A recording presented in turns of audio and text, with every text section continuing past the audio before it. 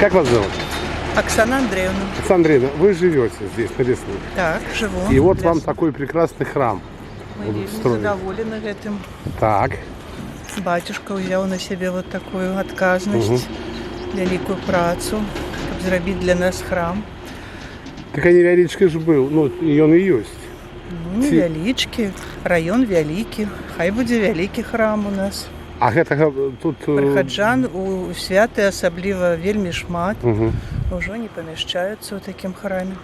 Уже мало места. Так. Так было для На тых, хто- Вялікдзень шмат людзей збіраецца, на вялікія святы. Мгм.